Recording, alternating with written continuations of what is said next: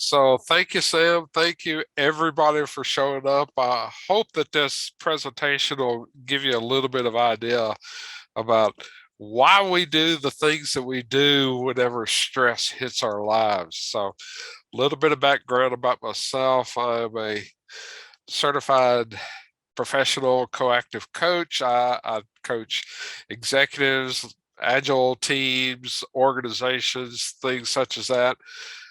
Uh, my background, I spent 29 years at a little entertainment company known as Viacom as an agile coach, scrum master, product owner, developer, you name it.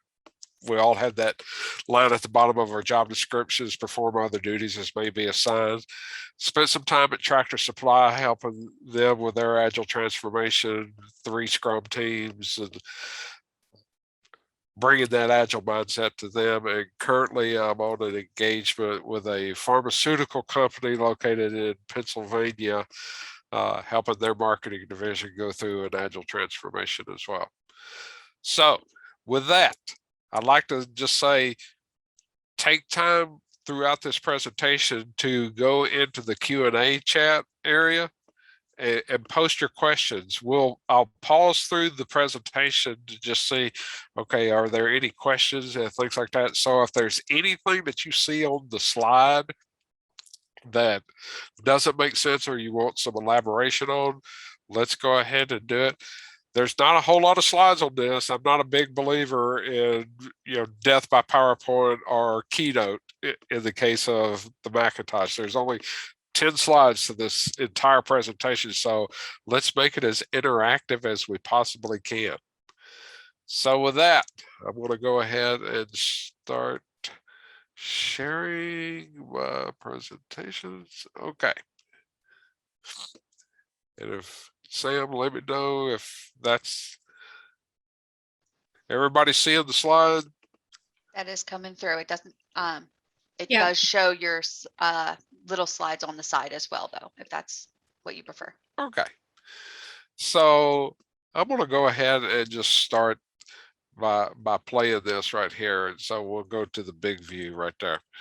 Okay, so reactive tendencies. We all know that something happens whenever we get into a particular stressful situation. And this talk is about how to recognize those and how they help and hinder us and how to level them out. So my first bachelor's degree is in biomedical engineering. So I've worked in hospitals before, and over time I have learned that reactivity is hardwired into our brains. There are countless studies out there, and I won't bore you with those, that just says this happens in microseconds. It's the fight or flight scenario that happens to us whenever we get confronted by something. Let's say you're taking a hike through the Smoky Mountains and a big bear comes up on you. There's that reactive tendency that pops in and says, okay, what should I do? That problem surfaced. Then we start feeling a little bit of anxiety. Our breath may start going shallower and shallower. We may start sweating across the forehead here and things like that. We get that anxiety. Oh my goodness, what's going to happen here? And then we take in a mindset of, okay, what are my options here? In the case of the bear, do I turn around and run? Is that what is necessary for me to survive? As much as I'd like to say that, yes, we can erase it, unfortunately, it's not possible. Our body is wired that way. This is that survival instinct that we have. And it's sinusoidal in nature. And by that, what I mean is, okay, at first, we are at rest. Everything's going good. We're sitting back. We're enjoying our cappuccino or coffee and things like that. Then that problem surfaces. We get an email from somebody. We have somebody show up at our cubicle or our office, or somebody chats us on Teams or Slacks and says, hey, I've got a problem. Okay. A little bit of fear and anxiety sets up in that. our adrenaline starts kicking in. In the case of the bear, that adrenaline is what's going to either help us to run away, and hopefully we're faster than the bear or whatever else. But that adrenaline starts kicking in. As we start working through the problem, we may try something and then we find that that doesn't work. So a little bit more of that adrenaline may kick in. Ultimately, we may find a solution to the problem. In the case of the bear, chances are, if we just stand still, he may move on. If we run away, he may see that as, okay, it's time to play chase. But either way, we solve that problem eventually. Once that problem's solved, then we say, oh, thank goodness, I've solved that problem. So now we relax because the adrenaline is in our system. Now we've got to get that out of our system. We go and we take a little bit of a breather right there to recharge ourselves and get back to our normal nature. And so looking at this diagram over on the side, we've got this right here. We peak on the problem and then we go back to a restful state. My question to you, and this is where I want to have some discussion about this, is what are we learning here? Have we learned anything? What do y'all think?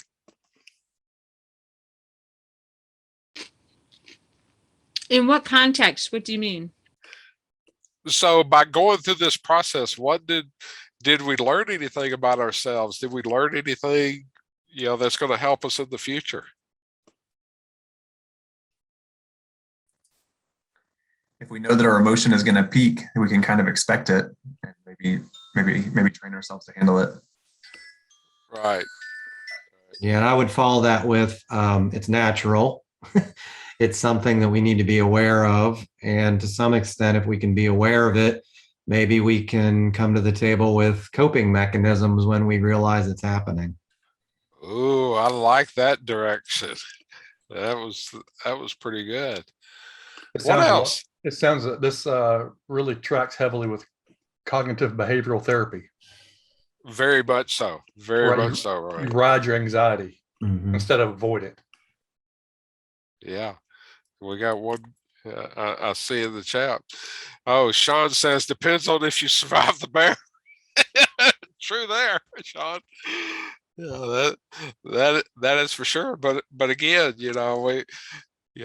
either way, if you did survive the bear, then you're at rest. If you didn't survive the bear, then you're at a different type of rest, perhaps. So, but yeah, learning how to do different things and understand our behavior and being able to play on that as we move forward. I don't know about you guys, but one of the things that I've always learned about when I'm in a reactive mode is the problem is managing myself, not vice versa. I should be the one that is managing the problem, not vice versa. Whenever we have those reactive tendencies and that problem surfaces, guess what? If we're letting that problem manage us, we might not be coming up with the most optimal solution to the problem. Another thing I've also learned is we're playing not to lose whenever the problem is confronting us. We may be very well playing that, oh, I just have to solve this problem and then life will get back to normal. I think we've learned over the last 18 months that when problem surfaces, if we're playing not to lose, what is that?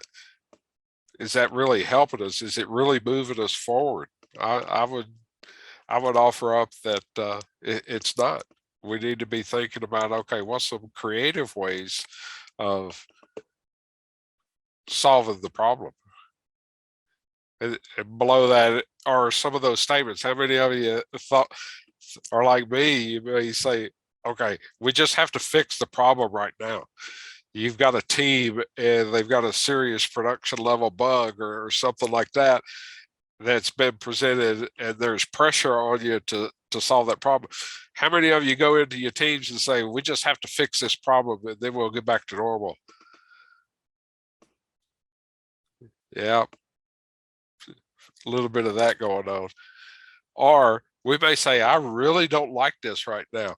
You know, I'm so focused on solving this problem. I don't feel like I'm being able to come up with good creative solutions to the particular problem. What's some other thoughts that you might be that might come through your mind there?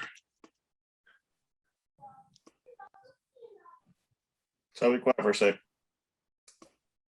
Charles, I think perspective is always a good part of this as well, especially at work. And this is what I find out about myself is when things seem like a big thing, but if you take a step back, in the grand scheme of things, most of the work problems are not really big. So we like to make them big because it's our work. But if you take the big step back, you realize, oh, it's probably not as big as I'm making it. Oh, that's so very true there, Sean. And thank you for that answer, because yeah, I know one of the hobbies that I do is I like to go scuba diving. I was telling some people earlier, I used to teach scuba diving. And so one of the classes we taught was rescue diving. Whenever you're in the midst of a situation in there, we tend to do what's called perceptual narrowing. We focus a lot on the problem. Rescue diving tends to teach scuba divers, okay, take your time and assess the situation from a distance. And then that gives you some creative latitude of, okay, do I really need to go? Do I need to come up behind this person that's, you know, having a problem? Do I need to face them face to face and calm them down that way? You may very well say that, hey, you know, just calm down a little bit. Yeah, Brian, step back to avoid that tunnel vision. You say, calm down a little bit. If they don't calm down, then you may alter your course of action right there. At that point, you may drop down below the person and come up behind them and lift them up so that it calms them down. They feel like they've got that support mechanism in there. So yeah, you know, stepping back to avoid that tunnel vision and then taking a different altitude approach to it. Any other thoughts? Charles, I thought it was funny that your slide kind of starts having already crossed one hurdle. I know it's presented in the abstract about when we encounter challenging situations, but frequently in the workplace, those are or can be seen as being the person we're talking to. And it's neat that I just want to call attention to the fact that sometimes we just have to realize that the person I'm talking to is not necessarily the problem. So It's a situation. yeah, They may have a different perspective, maybe something that I didn't know about or something I didn't consider. But just want to say that I like the wording of your slide, but sometimes it can be a fight initially just to get that perspective that I'm talking to somebody and we need to work together right. on the problem. They're not the enemy. Right. And so that's a great point there, Phil, is the, you know, in that particular case, it's you have a particular journey that where you've come through life with a different journey than say myself. And so we're at this point at a particular situation. We've got all of that past experience, and if you would, I'd offer up potentially some baggage with it to arrive at this particular point in time and say, okay, here's a problem. It's it's not, as you indicate, it may not be the person in front of you, it's the situation. In relationship coaching, they call that the third entity, because there's Phil, there's myself, and the third entity is the situation. So what we're trying to do is we're trying to solve that situation, but yet maintain some level of professionalism, compassion, empathy, those types of things right there in that relationship. But thank you for that. Brian added in the Zoom chat, says cops, EMT are trained to avoid tunnel vision with lots of training practice. How can we ordinary Joes achieve this level of competency? Can we self-train? That's a very good question there, Brian. And so towards the end of this presentation, I'm going to talk about we're going to talk a little bit more about the 3 reactive types that I've noticed, and then some ways of being able to counteract that. So great question. Sam, are there any questions in the Hoover chat or Q&A area or anything like that? At this time, no, but would you like me to mark Brian's question in the Q&A so that way you can mark it there, or you want to leave it just in the chat? I would say let's put it into the Q&A session as well. I agree. And then that way people can come back afterwards and add some perspective to it, and I can certainly add in some perspective as well. So, but yeah, great conversation, folks. Okay, so full disclosure, there is a 360 assessment that I've become certified in, and it's called the Leadership Circle Profile. It's you can find it at theleadershipcircle.com. In that assessment, they identify 2 distinctive mindsets. There's the reactive mindset, and then there's the creative mindset. They split both of those into 2 different areas. One is, okay, one's more people focused, one is more task focused. For the purpose of today's conversation, we're going to focus on these reactive tendencies of being able to say, okay, where do people go to whenever a stressful situation happens? And in the poll that I posted before the session, I noticed that some people had said they were the controlling type. It was the do as I say, not as I do type mentality. Then there's the protecting type, and we'll talk a little bit more about that. Right, well, that won't work here. And then there's the complying type, and the complying type, they just don't like to rock the boat. So full disclosure here, my normal reactive tendency whenever I'm hit with stress is a complier. I do not like a lot of stress and things like that, and a lot of arguments and things like that. These people, in my particular case, they provide their value by saying, okay, being accepted by everybody. Us compliers, we're sort of passive. Whenever a conflict happens, have you ever noticed that you might very well just withdraw a little bit? That could be considered a complacent type of person. Again, they seek to please everyone and they follow the rules. They rarely are going to break the rules. It's like, well, that's not what we're supposed to do. That's not what the standard operating procedure manual says we're going to do. And they don't like to take a risk, simply because if they take a risk and it fails, then everybody points the finger back at them. They might have the tendency to think, okay, if it fails, I'm going to take the blame for this. So that's the complying type. The next one is the protecting type. Now I know that everybody's thinking, well, that could be a good thing. Well, it can be a good thing if used properly. All of these reactive tendencies can be a good thing if they recognize it and they're used properly in the right context. In the case of the protecting reactive tendency, the person that's in that protective tendency, they're really not protecting the team or the organization. They are protecting themselves. They may be protecting the reputation that, oh, I've been here for 29 years. I've got all the answers and everything else. When a new idea comes along, that they're going to withdraw. That last bullet point.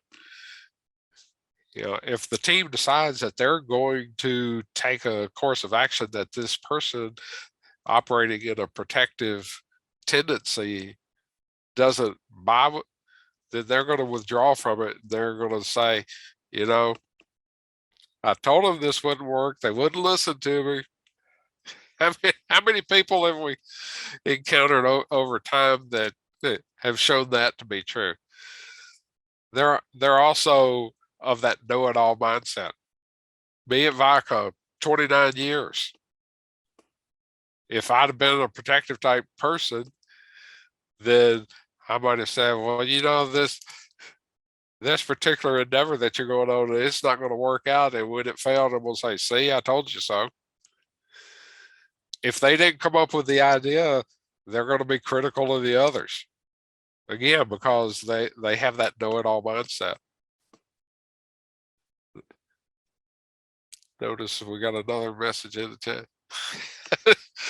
So somebody says, I totally turn into a know-it-all. So, would that person like to elaborate on that for the group?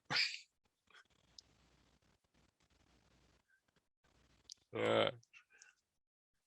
All right, so I totally fall into a protective this category, and I find myself all of these things. It's something I'm working on. It goes back to what I was saying a minute ago about having the bigger perspective. I get tactical instead of strategic, and so I'm trying to work on being more strategic. I totally go to, I saw this coming. I told you, you didn't listen. Now I'm really in a defensive posture, and that's not always conducive to moving forward. Very brave there, Sean. That takes a lot of courage to confront our inner demons. That's for sure. So well done, and congratulations on recognizing it and moving yourself forward there. Anybody else?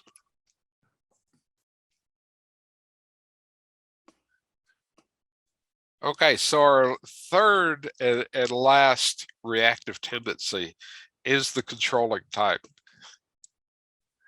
This is the do as I say, not as I do. We see an awful lot of that in society. Of people may say, I want you to do this and not do that.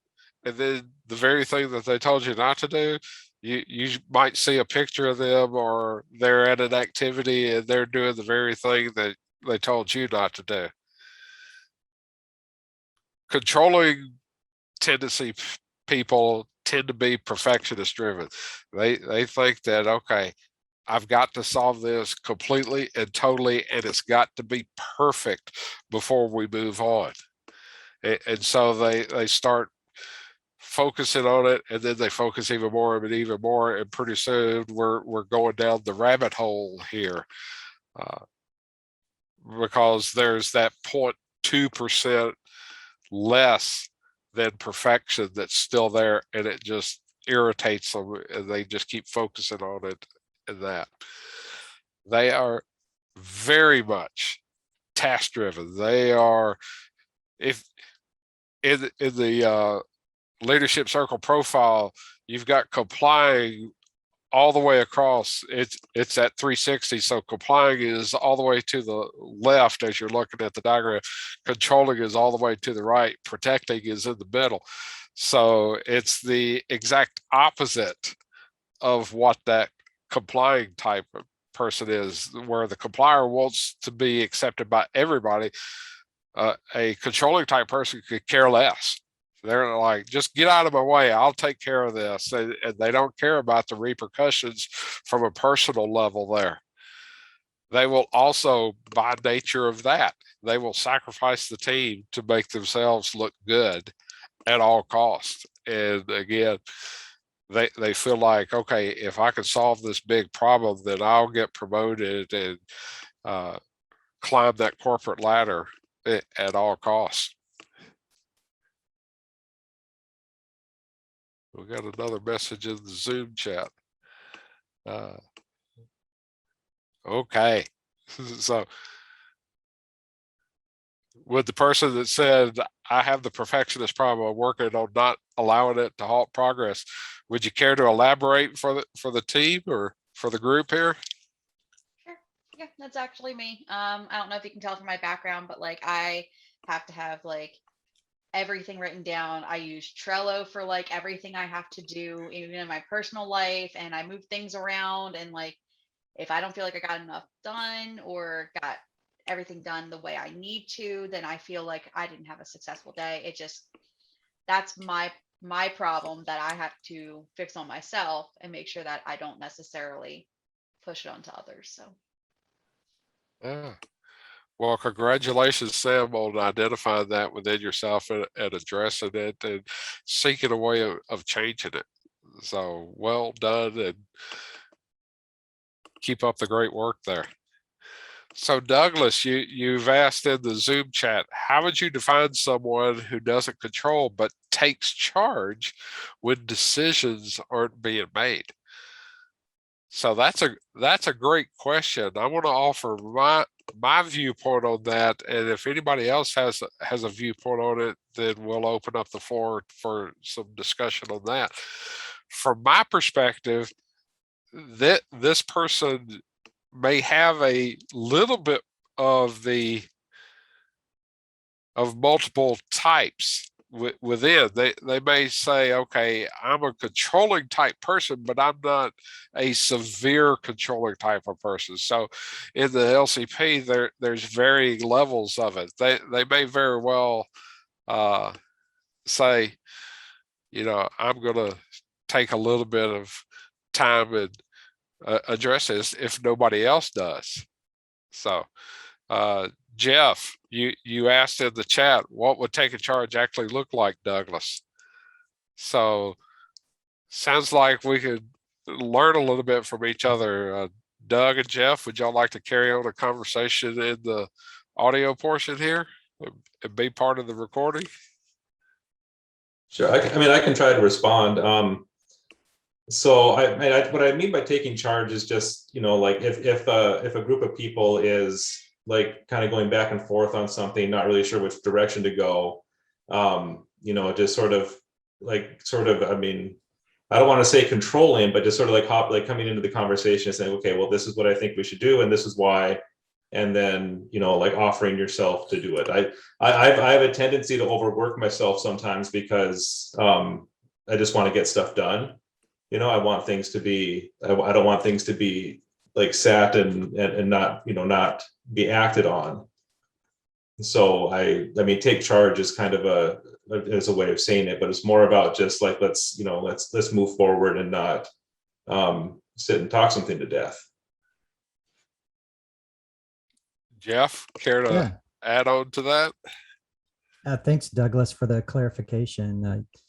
It's an interesting spectrum to kind of move from something that seems controlling to, I think when I saw you take charge, I thought, okay, this is somebody who wants to lead or help the group. So if they present that for the benefit of the group, which is kind of what I heard within what you were saying, Douglas, hey group, we need to collectively move forward. Let me try to encourage that. So then you start, facilitating or helping the group make a decision to move onward, then that's the sign of a good leader. So yes, I think at that point, it's no longer somebody just trying to control things for their own needs, so long as they keep the needs of the group at the forefront. and to build on what Jeff just said, and Doug, this is very much when you talked it out, it was like, okay, this is a sign of somebody that's operating in a creative mindset, because they may very well have the tendency to just take charge, but when they're actually talking it out with the team and things like that, they're moving out of this reactive tendency more towards the creative tendencies that we have. And so you're becoming more of a leader in that aspect. You're saying, okay, what's the thing that we need to move this problem forward, and such as that. So you'll notice when you first started, though, and the problem came up, you said, okay, what are we going to do here, and things like that. And so but then you let the team decide which the direction that we're going to go in is. So good conversation. Anybody else got anything to add? Dwight added in the chat, that's my personality when I get impatient with progress. Yeah, patience is certainly an aspect of it too. Again, just wanting to move forward and not get stuck in the weeds with things. Right. Yeah, not going down the rabbit hole, and not get stuck in the weeds, and let's move forward with it. I have a comment. Okay. So in my experience as a laughter yoga teacher, one of the ways when people are stressed, if you can start laughing at that point of stress, it stops that fight or flight, limited thinking, and it opens you up to wider solutions and creativity to drop in. Oh, absolutely. Also, yeah, so it's the last thing anyone would want to do when you're in a point of stress is to start laughing, but it's actually the best thing you could do. And also with everybody has needs. Like all we're doing in a day is trying to get our needs met, whatever they are, for safety or security. All of us have the same human universal needs. And so we're just all attempting to get our needs met, whether it's belonging or acceptance or appreciation. And so just knowing that when someone has maybe an opposite stance of you, or you're in a gridlock with them, that try to guess what need they have that they're trying to get met right now, because there may be another way to meet it other than being stuck in the lock, and the other part is to try to see what need are you trying to meet. Being right isn't a need. Having your own way isn't a need. Right. But no, very, very well stated there, Sparky. And yes, there's been studies that show that when people are in stress and they start laughing, what happens is it releases certain chemicals within our brain and our body. Things like dopamine. It's like when you laugh, dopamine gets created in our bodies, and that helps us to come up with better solutions to particular problems. So yeah, that's a great point to make in there. And so yeah, take a look at the problem and then just say, oh, that's an interesting one. See Right. when I laughed, notice it felt like, okay, it's a little bit less stressful about this.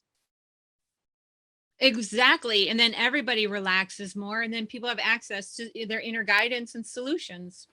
Very true. Very true. All right. So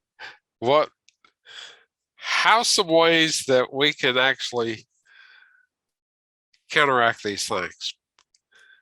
So since I'm a complier, I have a lot of track history of this thing here.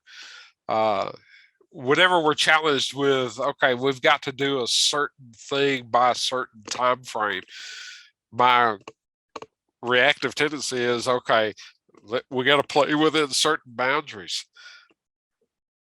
What I have found works for me is by taking a more assertive stance on achieving those results. Say, okay, rather than just retreating and saying don't rock the boat, go the opposite direction. Take a more assertive stance on achieving results. Compliers are rarely the ones that are climbing the corporate ladder. And so that's one thing that I'll do right now is, okay, if presented with a big problem, rather than run away from it, retreat from it and say, don't rock the boat, it'll be fine. If I just ignore it, it'll go away. No, go the opposite direction. Embrace that stressful situation, that problem, and say, you know what, here's an opportunity for me to learn. By learning, I'm helping achieve some results here. In order to do that, because compliers are by their very nature people focused, to help balance that out, start working on some different task oriented work. If your QA department needs somebody to help walk through some tests, go volunteer with them, say, hey, I've got some free time, do you need some help running some tests? If you'll show me what I need to do and what I need to look for, then I can help you out on that. So that tends to move us off of that heavy people focus and going more towards that task focus. This is going to help build up your task muscles so that you're a more well-rounded individual to the team. One thing that I have seriously done over the last several years is journal. Some people bullet journal, they draw out images and doodles and things like that. I draw horrible stick people, and so that forces me to get a little bit better at that. But I'll also write in my journal every day. It's like, okay, what problem did I face today? What did I learn from it? How did I counteract my complying tendency whenever a problem comes along? For me, it's keeping an awareness load for when I let other people take charge when I should have stepped forward. Note that. And then that way, over time, you can see if you're really focused on improving yourself and becoming a little bit less of a compliant reactive tendency, you may notice that you'll let that happen less and less. Charles, as another complier, I will just say that frequently my excuse for complying is I don't know how to do any different. I don't know how to take charge. I don't know how to make that decision. I don't know how to move the ball forward. And so when I've started paying attention, I haven't been journaling, but I have been paying attention to what types of situations do I feel that way in? What are some things I can learn to handle that situation next time? Very and so well. Whether it's I stink at self-defense and I lost all the fights I had in elementary school and I'm going to learn to defend myself, or whether it's I don't know how to make decisions or lead other people and I'm going to start taking some of those opportunities at work. To me, the journaling aspect of it is very valuable. If you go back and look at those situations where you're consistently losing here and get better at it. Absolutely there, Phil. And congratulations for embracing that and knowing that, okay, this is how I typically operate, and be willing to move yourself forward on that. You know, these right here are some suggestions for that I've noticed it in myself, and you're hearing from others. You're hearing from Phil and Sean and Douglas about how, and Sam, how they've tried to move themselves forward and are moving themselves forward, I should say. So very well done there, Phil, and congratulations for confronting it and moving yourself forward on that. And that plays into this next point of embracing your authenticity, being courageously authentic, recognizing that, hey, I'm a complier. I let other people take charge. I need to do something about this. That's being authentic. And if you could do that in front of other people, they're going to notice the change. When you start really digging into it, people notice me as I changed that as a complier. You know, when I took 2 of these leadership circle profiles under my professional coach, and the first one was very heavily reactive, very heavily complying type. So I developed a developmental plan on, okay, how can I do that? Well, get more task focused, helping people, helping people take charge. So I went through professional coaching training and went back to the very same people that rated me the first time after completing that 2-year journey. And my reactive tendency in the complying nature dropped from like 88% down to 20%, which is a huge difference. I became more task focused. I became a little bit more creative in how I approach relationships with people. And so it really did make a difference. So by journaling this and keeping that log and keeping it forefront, you're going to notice a change, and other people are going to notice the change in you as well. The last point I'll offer up is ask someone to do something for you and be precise. If somebody says, Charles, I want you to really focus on improving your public speaking skills, and here's what I think would help you, then say, okay, turn it around. Go to somebody else that you know and say, gee, I'd like to learn how to scuba dive or something like that. And I'm going to have that accomplished in the next 6 months. Would you hold me accountable for that or do something for you? So that's the big thing. That's going to help you pull out of that complying nature right there. Oh, we've got some questions in the Zoom chat. So, okay.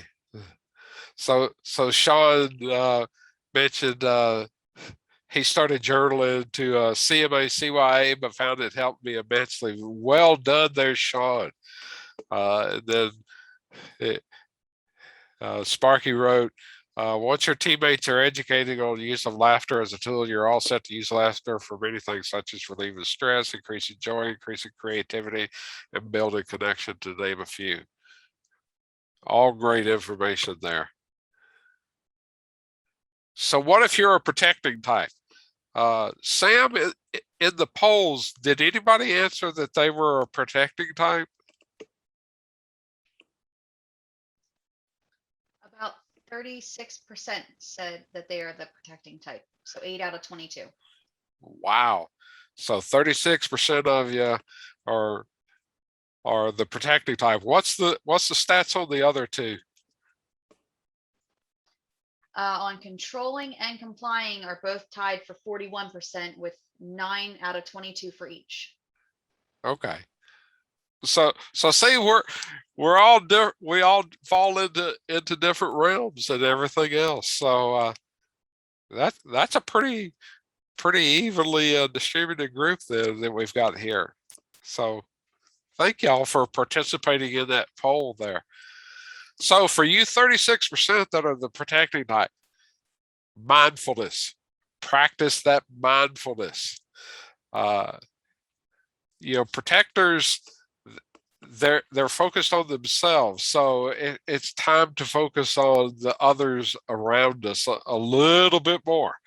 Again, all of these reactive tendencies can help us at certain times, but when we do it exclusively, that's when it becomes bad. By focusing on others and doing the mindfulness exercise of, okay, today I'm going to focus more on the team than I am on myself. I'm going to help these junior developers become senior developers by sharing of my knowledge and things like that. Here's that journal thing again, and you're going to see it in the next slide as well. So that's a common theme throughout. ask yourself during the day, at the end of your day, or whenever you're going to journal, maybe you start in the morning and say, okay, I'm going to try to increase my engagement with other people by 15-20% today. At the end of the day, how close did you get to that goal?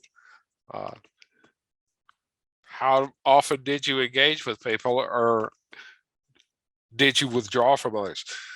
But if you're really serious about becoming less protective of your reputation and helping the team, journal this down and then go back and look at it every so often, just like we do sprint retrospectives. Okay, take a look at the last sprint. What do we need to keep doing, and what do we need to do to improve, and what are we going to do about it in the next sprint to try to improve something? Another thing that can help the person that finds themselves operating in that protecting stance is seeking out that constructive feedback from others. Now, I'm not saying go find somebody that's going to agree with you 100% of the time. Don't find a yes man. Go find somebody that you can establish a one-on-one coaching relationship with inside your organization, or if you can't, find somebody like me that you actually pay to help solve this particular problem. So find somebody that says, you know what, I want you to be honest with me, brutally honest, and seek out that constructive feedback from them. Another thing that I found with some of the people I've coached over the years is I've recommended that they seek out people-centric workshops. Don't go take the next technical course. Go take some emotional intelligence, some people-centric workshops. This is going to help you balance out a little bit more between your task focus and your people focus. Ideally, you want to be a little bit evenly balanced and be able to move as the situation dictates. If you've got a problem, you may need to be a little bit more task focused. If it's a relationship problem, okay, be a little bit more people focused in that respect. Hey, Charles, this is Jessica. Hey, Jess. I'm sorry to rush you along, but we need the Zoom link now for the next sessions. So I got to bump you out. Oh, well, with that, I'm going to stop sharing. There is a very quick question I would like